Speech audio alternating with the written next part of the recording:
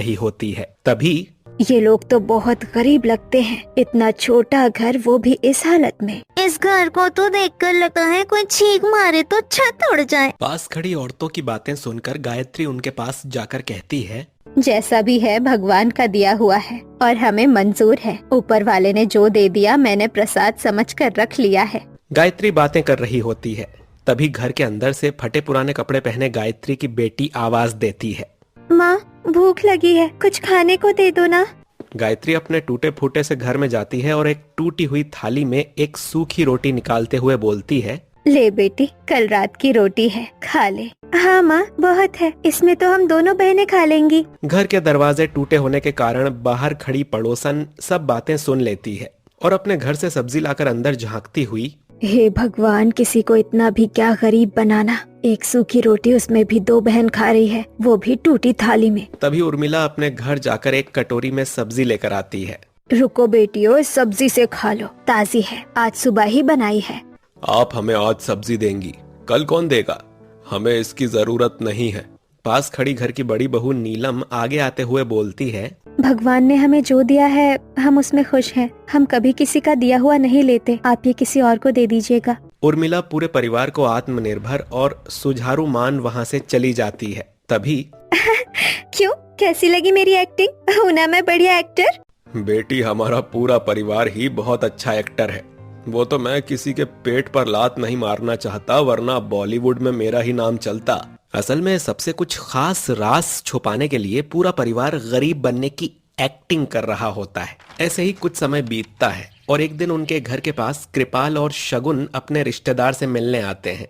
यहीं कहीं तो उनका घर हुआ करता था। अभी कुछ दिन पहले ही तो आए थे हम लोग। आपसे पहले आपकी याददाश्त बूढ़ी हो गई है। 2 साल पहले आए थे आप। अरे किसी से रास्ता पूछ लीजिए। अरे ठहरो, तुम जरा मुझे देखने दो। कृपाल चारों तरफ अपनी नजरें दौड़ाते हुए गायत्री के घर पर आकर टिक जाता है।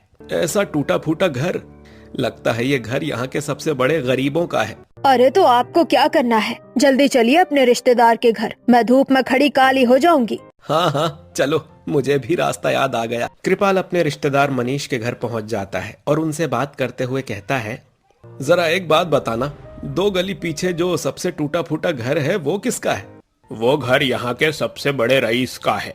पैसे से नहीं, व्यवहार में आज तक किसी का दिया हुआ नहीं लिया। कहते हैं जो भगवान ने दे दिया है उसमें संतुष्ट हैं। अच्छा ऐसी बात है। वैसे परिवार के लोग कैसे हैं? काफी बड़ा परिवार है। एक बेटा कुंवारा है, एक बेटे की शादी हो गई है, पर आज तक उनके परिवार में लड़ाई झगड़ा या बहू की चुगली की खबर भी नहीं आई। रामलाल के परिवार के बारे में सुनकर कृपाल के मन में उनसे मिलने की इच्छा होती है। मैं उनसे मिलना चाहता हूँ, चलो मेरे साथ। कृपाल मनीष को लेकर रामलाल के घर पहुँचता है और दरवाजा खटखटाते हुए कहता है, क्या हम अंदर आ सकते हैं? आप कौन, क्या काम है आपको? जी मुझे कुछ जरूरी बात करनी है। कृपाल के चेहरे पर सादगी देखकर गायत्री उसे अंदर बुलाती है और उसके आने का कारण पूछते हुए बोलती है, बेटी प्रीति, मेहमान आए हैं, जरा एक गिलास पानी लाना। गायत्री की छोटी बेटी प्रीति कृपाल को पानी देती है। इतनी गरीबी होने के बावजूद अपनी सेवा सत्कार देखते हुए कृपाल, मैं अपनी बेटी की शादी आपके छोटे बेटे से करवाना चाहता हूँ। मैंने आसपास के लोगों से आपकी खुददारी के बारे में बहुत सुना है। जी अभी हमारी हालत नहीं है अपने बेटे की शादी करवाने की, हमें माफ कीजिएगा। बुरा मत मानिएगा, बेटी का पिता हूँ ना, अच्छे रिश्ते ढूंढने पड़ते हैं। कृपाल मुस्कुराते हुए चुपचाप गायत्री के घर से निकल जाता है और इस बारे में किसी को कुछ नहीं बताता। पर शाम को एक लालटेन जलाकर गायत्री पूरे परिवार के साथ पिज्जा खाते हुए कहती है, आज हमारे छोटे बेटे का रिश्ता लेकर एक आदमी आए थे। हम अभी शादी करवाने के लायक नहीं है कहकर उन्हें मना कर दिया। हमारे भैया है ही इतने हैंडसम, इस हालत में देखकर भी भैया के लिए रिश्ते आ रहे हैं। कहीं गलती से उस हालत में देख लिया तो शादी किए बिना मानेंगे नहीं। तुमने उन्हें मना क्यों कर दिया? हमने अपने घर के लिए बड़ी बहू तो सही ढूंढ ली, पर छोटी बहू भी तो ऐसी ढूंढनी पड़ेगी जो हमारे राज को राज रखे। कोई बात नहीं, मैं कल ही उनके बारे में पता करके आपको बताता हूँ। जहाँ अगले दिन शाम को, क्या हुआ, पता किया वो कैसे लोग हैं? बहुत गरीब लोग हैं पर दिल के बहुत अच्छे हैं। मुझे तो अपने छोटे के लिए उनका रिश्ता ही सही लग रहा है। कल ही हम लोग उनके घर अनमोल का रिश्ता लेकर जाएंगे। सभी वैसे कपड़े पहनना जैसे मैंने बताए हैं। अगली शाम कृपाल के दरवाजे की घंटी बजती है। बाहर अनमोल अपने माता पिता और बड़े भाई के साथ सब बेहद पुराने साधारण कपड़ों में खड़े होते हैं। आइए जी आइए जी, अंदर आइए। इतनी ठंड में बाहर क्यों खड़े हैं? जी नमस्कार, हम आपकी बेटी को देखने आए हैं। हाँ हाँ जरूर, पहले आप अंदर आइए। कृपाल अनमोल के परिवार को अंदर बुलाता है और एक चटाई पर बिठाता है। आपके जाने के बाद लड़की के बारे में बहुत सुना है। हमारे बेटे के लिए आपकी बेटी से अच्छी कोई लड़की नहीं हो सकती। दोनों परिवार आपस में बात कर रहे होते हैं। तभी पूनम बाहर से अंदर आती है और सबको मेहमान समझ नमस्ते कर अंदर चली जाती है। बहन जी, आपकी बेटी बिल्कुल हमारी बड़ी बहू जैसी है। इसका मतलब आपको हमारी बेटी पसंद है? बिल्कुल पसंद है। हम आपसे रिश्ता जोड़ने के लिए तैयार हैं। हम दहेज नहीं लेंगे, पर हम कोशिश करेंगे बहू को कोई कमी महसूस ना हो। दोनों परिवारों की रजामंदी से कुछ दिनों बाद शादी का दिन रखा जाता है। अनमोल के परिवार वाले पुराने कपड़े में अपने बेटे की शादी करवाते हैं, जिसे देख लोग बातें बनाना शुरू करते हैं। अरे ये तो बहुत गरीब घर का लड़का लग रहा है। लड़की की जिंदगी इसके बाप ने तो कठिन कर दी। दहेज ना देना पड़े शायद इसलिए बेटी को ऐसे घर में भेज रहे हैं। बिना किसी भीड़ भाड़ के बहुत आसान तरीके से शादी पूरी होती है। बारात ससुराल पहुंचती है। पूनम गृह प्रवेश के लिए घर के बाहर खड़ी है। वो घर की जर्जर हालत और टूटे दरवाजे को देखते हुए सोच में पड़ जाती है। हे भगवान, कहीं 2 वक्त की रोटी मुश्किल मत करवा देना। इनके तो घर के दरवाजे भी टूटे हुए हैं। जिनके दरवाजे टूटे हैं उनके घर में क्या ही होगा। बहू, अपने दाहिने पैर से कलश गिराकर गृह प्रवेश करो। पूनम गृह प्रवेश करती है और घर के अंदर जाकर चारों तरफ नजरें दौड़ा रही होती है कि तभी क्या देख रही है बहू? हम गरीबों के पास यही है तुम्हें देने के लिए। भगवान ने मुझे जो दिया है मैं उसी में संतुष्ट हूँ। मेरी शादी पक्की होते ही मैंने आपको ही अपना परिवार मान लिया था। ऐसे ही पूनम का गृह प्रवेश पूरा होता है, जहाँ पूरा परिवार जमीन पर एक बिस्तर और एक चद्दर में सो रहे होते हैं। कोई इतना गरीब नहीं हो सकता है कि अपने भाई बेटे की शादी में एक अच्छा कपड़ा ना पहन सके। कुछ तो बात जरूर है। शादी से थकी हुई पूनम अपने ससुराल के बारे में सोचते हुए तुरंत सो जाती है, पर वो नहीं जानती थी कि जिस परिवार को पूरा शहर गरीब समझता है वो असल में शहर का छुपा अंडरग्राउंड करोड़पति ससुराल है। ऐसे ही अगले दिन घर के बाहर ये लोग आज अपनी बहू को पहली रसोई में क्या बनाने कहेंगे? सूखी रोटी? जो भी कहेंगे तुम्हें नहीं बनाना है। उनके घर का निजी मामला है। बहू, आज पड़ोसियों में इसी बात की चर्चा है कि हम नई बहू से पहले रसोई में क्या बनवाएंगे। बताइए ना माँ जी, क्या बनाना है? मैं भी बना दूंगी। मैं थोड़े से खीर के चावल और दूध लाई हूँ, इसकी खीर बना दे। मैं बस 2 मिनट में बना दूंगी। पूनम कमरे में चारों तरफ नजरें दौड़ाती है। कहीं गैस चूल्हा न दिखने पर वो अपनी सास से पूछते हुए, माँ जी, गैस चूल्हा कहाँ है? खीर किस पर बनाऊंगी? हमारे घर में गैस चूल्हा नहीं है। हम मिट्टी के चूल्हे पर लकड़ी जलाकर खाना बनाते हैं। हमारे घर में गैस चूल्हा नहीं है, पर आजकल तो सभी के घर में गैस चूल्हा होता है। माफ करना बहू, तुम्हें चूल्हा फूकना पड़ेगा। कोई बात नहीं माँ जी, अपने घर में ही तो चूल्हा फूकना है, दूसरे के घर में थोड़ी। प्रीति, पायल, तुम बस मुझे चूल्हा लकड़ी कहाँ है ये बताओ। पूनम मिट्टी के चूल्हे पर लकड़ी से खीर बनाने लगती है और खीर बनाते हुए, वाह भगवान, क्या आशीर्वाद दिया। गैस चूल्हे से सीधा लकड़ी के चूल्हे पर भेज दिया। पूनम खांसते खांसते मिट्टी के चूल्हे पर खीर बनाती है और पूरे घर को खीर खिलाकर अपनी पहली रसोई की रस्म को पूरी करती है। बहू ने खीर बहुत अच्छी बनाई है। अब मुझे कपड़े बदलने हैं। बहू को बाहर ले जाओ। बहू, हमारा छोटा सा घर है। जब कोई कपड़े बदलते हैं तो बाकी के लोग बाहर चले जाते हैं। तुम्हारे ससुर को कपड़े बदलने हैं बाहर जाने के लिए। तुम थोड़ी देर बाहर चली जाओ। मैं समझ सकती हूँ माँ, मैं बाहर चली जाती हूँ। जब पापा कपड़े बदल ले तो मुझे बुला लीजिएगा। पूनम घर से बाहर निकल जाती है और थोड़ी आगे ठेले पर सब्जी खरीद रही औरतों की नजर उस पर पड़ती है। अरे बहू, तुम घर के बाहर, कैसा लगा अपना ससुराल? भगवान की कृपा से बहुत अच्छा ससुराल मिला है, बस थोड़ा अजीब लगता है। अजीब है तो अजीब ही ना लगेगा। अजीब लोगों का क्या मतलब है? इतने गरीब होने के बावजूद किसी से कुछ नहीं लेते और खुद भी कुछ नहीं खरीदते, फिर भी खुश कैसे रहते हैं। इसी तरह पूनम लोगों से बात कर रही होती है। तभी उसकी ननंद उसे आवाज देती है, माँ जी बुला रही है, मैं चलती हूँ। पूनम गायत्री को रोटी लिए और नीलम को सब्जियां लिए खड़ा देख, पापा जी, जेठ जी और अनमोल कहाँ गए और ये खाना कहाँ से आया? भाभी, ये चाय पीजिए। धन्यवाद पायल, पर आप लोगों ने लकड़ी के चूल्हे पर इतनी जल्दी खाना कैसे बना लिया? सारी बातें बाद में, पहला दिन है, आराम करो। अगर कोई राज है तो भी शायद बुरा नहीं, अच्छा ही होगा। पूनम कुछ समझने की कोशिश कर ही रही होती है कि तभी, क्या सोच रही हो बहू? नाश्ता लगा रही हूँ, चलो नाश्ता कर लो। पूनम, गायत्री, नीलम और उसकी नंदें साथ बैठकर नाश्ता करती हैं और इसी तरह हंसते खेलते दिन बीत जाता है। और रात को खाना खाते हुए परिवार का माहौल इतना अच्छा होता है कि पूनम थोड़ा रिलैक्स होकर कहती है, आप लोग बहुत ही अच्छे हैं। आप लोग मेरा बहुत ख्याल रख रहे हैं। पूरा दिन बीत गया और मुझे अपने घर की याद अब तक नहीं आई। तभी रामलाल पूनम की तरफ देखते हुए कहते हैं, छोटी बहू, हम गरीब हैं, यहाँ गरीबी है, लेकिन हमारे परिवार में प्यार बहुत है। हम यही कोशिश और उम्मीद करेंगे कि तुम आराम से अपने इस नए घर में रह सको। जी पिताजी। खाना खत्म होने के बाद सब अपने अपने काम में लगते हैं और पूनम अकेली एक कोने में बैठी सोच रही होती है। अगर ये लोग इतने गरीब हैं तो ये लोग किसी से कोई सामान क्यों नहीं लेते हैं? और अगर सामान नहीं लेते तो इनके पास सामान कहाँ से आता है? और सुबह इतनी जल्दी माँ जी ने खाना कैसे बना लिया? और बिना पढ़े लिखे ये लोग इतना अच्छा व्यवहार कैसे करते हैं? पूनम कोने में बैठी सारी बातें सोच ही रही होती है कि तभी एक और अजीब घटना होती है। अनमोल का बड़ा भाई आकाश अचानक परेशान चेहरे में घर आता है। अरे ये क्या, ये मैं अपने साथ कैसे ले आया? हे भगवान, अब क्या करूं? आकाश अपनी जेब में रखे कुछ सामान के लिए परेशान था। एक काम करता हूं, इसे छुपा देता हूं। आकाश की जेब में नया आईफोन होता है, जिसे वो आते ही अपने पुराने टूटे फूटे फोन के कवर में छुपा देता है। फोन छुपाते हुए पूनम की नजर आकाश पर पड़ती है। पूनम, ये चाय मिल सकती है क्या?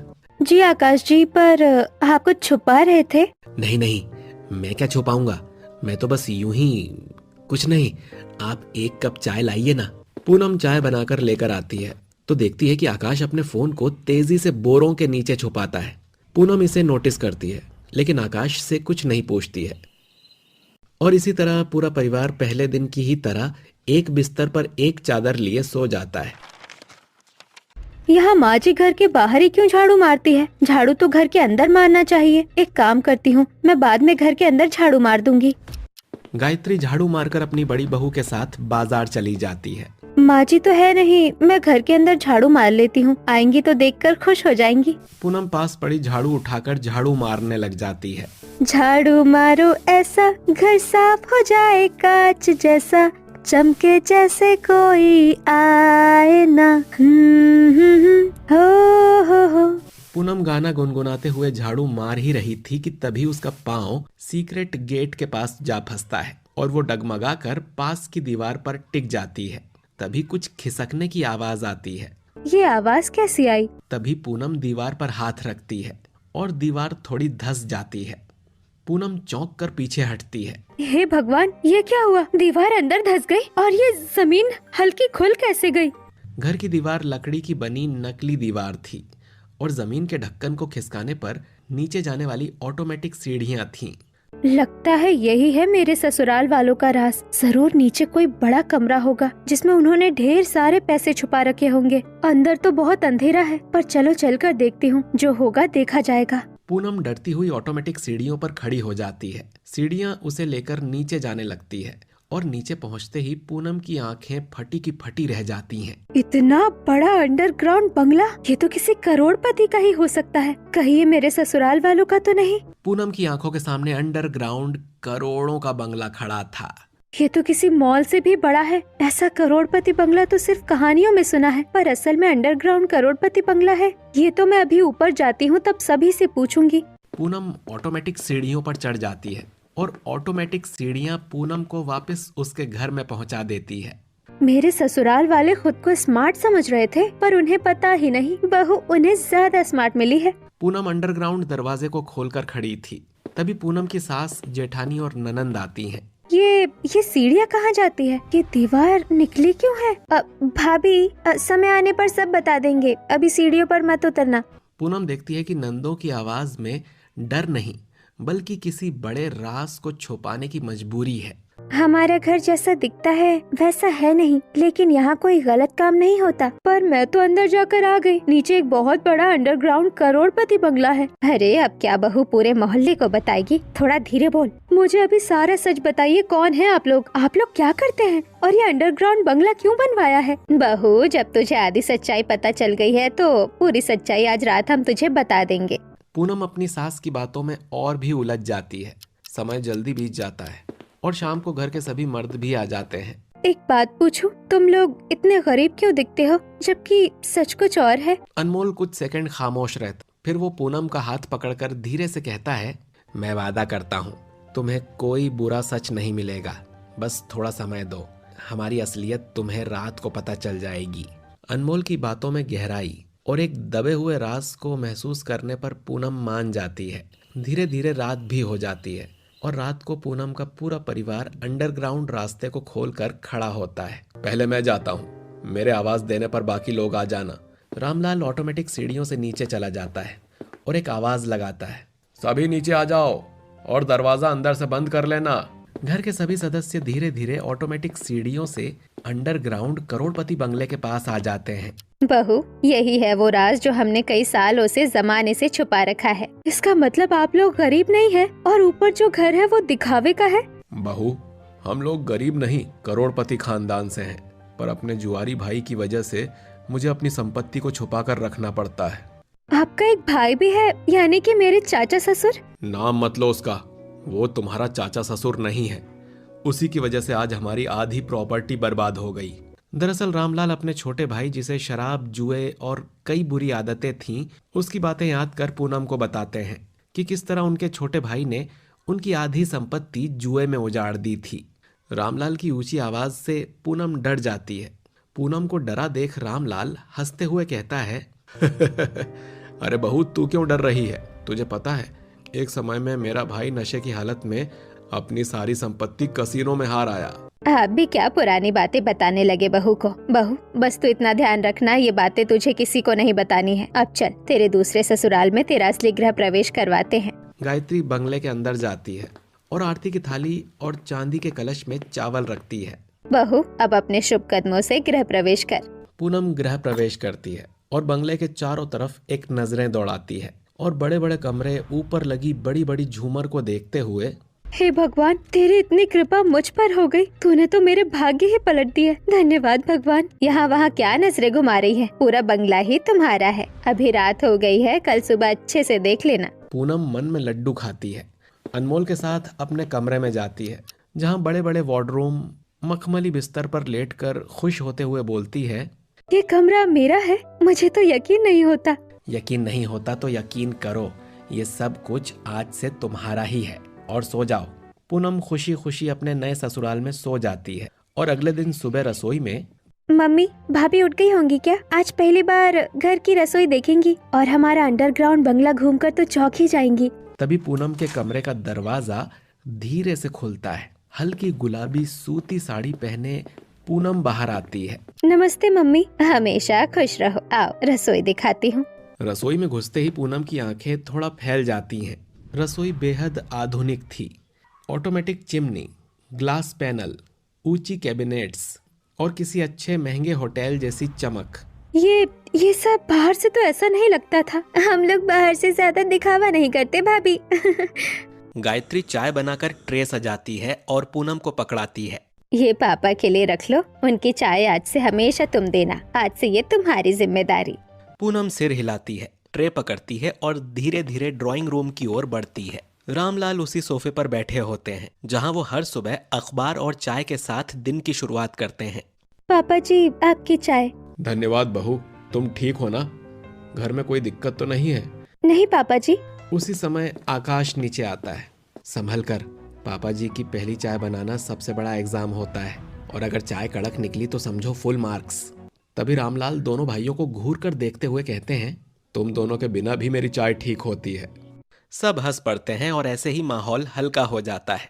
इसी तरह रामलाल का परिवार दिन में अपने दिखावटी घर में और रात में अपने अंडरग्राउंड करोड़पति बंगले में रहता है और एक सुबह पूरा परिवार अपने दिखावटी घर में बैठा होता है। बहू, आज का दिन आराम से बिताओ। आज हम लोग अंडरग्राउंड घर के लिए सब्जियां लेने जा रहे हैं। जी मम्मी जी।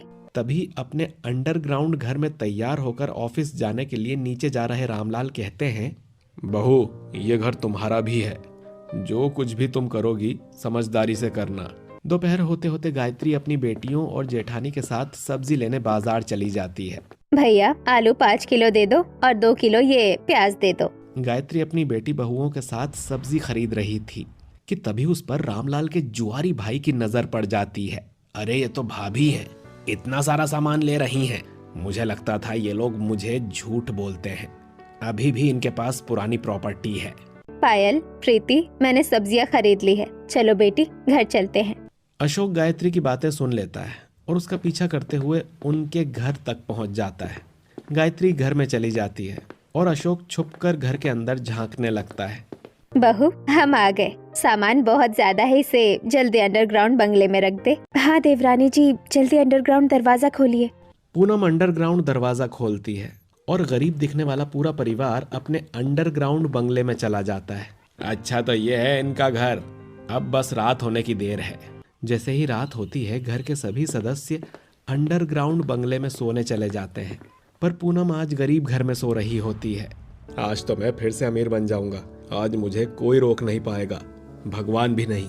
अशोक रामलाल का लालची, चालाक और कर्ज में डूबा बड़ा भाई चुपके से दिखावटी घर में घुस जाता है। आखिर पकड़ ही लिया तुम लोगों का राज। करोड़ों में प्रॉपर्टी, अब ये सब मेरा होगा। अशोक धीरे से नीचे के गुप्त कमरे का दरवाजा खोलने ही वाला था कि तभी पीछे से पूनम उसे रोकती है। दरवाजा खोलकर क्या करोगे चाचा जी? अशोक चौंक कर पीछे मुड़ता है। पूनम उसकी चाल समझ चुकी थी, क्योंकि उसने कई दिनों से देखा था कि अशोक बार बार घर के आसपास घूम रहा था और कुछ ढूंढ रहा था। तू यहाँ क्या कर रही है? आपकी नजर हमेशा से इस घर की संपत्ति पर थी और इसी वजह से परिवार ने अपनी अमीरी छुपाई, लेकिन आज आप कुछ नहीं कर पाएंगे। आज तो भगवान भी इन्हें नहीं बचा पाएगा, तो तू क्या मुझे रोकेगी? अशोक जोरों से हंसते हुए पूनम पर हमला करता है। पूनम सावधानी से साइड हट जाती है। मुझे पकड़ना इतना भी आसान नहीं है, थोड़ी तो मेहनत आपको भी करनी पड़ेगी मुझे पकड़ने के लिए। रामलाल का जुआरी भाई अशोक दोबारा से चीखते हुए पूनम पर हमला करता है। इस बार पूनम अशोक के हाथों आ जाती है। अब देख मैं तेरा सिर कैसे फोड़ता हूँ।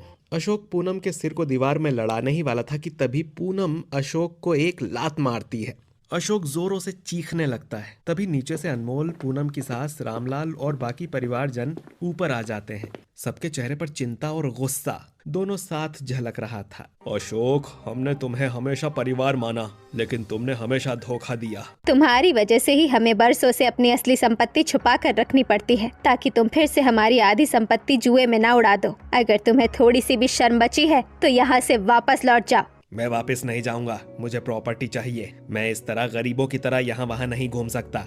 अगर मैं दर दर की ठोकरें खाऊंगा तो तुम्हें भी शांति से नहीं रहने दूंगा। तुम अमीरों की तरह रहो, ऐसा नहीं होने दूंगा।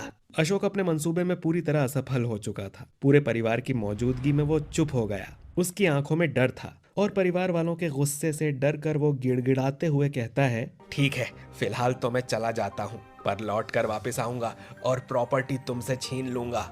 अशोक की बात खत्म होते ही दोनों भाई आगे बढ़ते हैं और अशोक को कंधे पर उठाकर अपने घर के बाहर फेंक देते हैं। चाचा, दोबारा इधर मत आ जाइएगा, वरना बाहर नहीं सीधे थाने में फेंक आऊंगा। अनमोल और आकाश अशोक को घर के बाहर फेंक देते हैं और खुद घर में आ जाते हैं।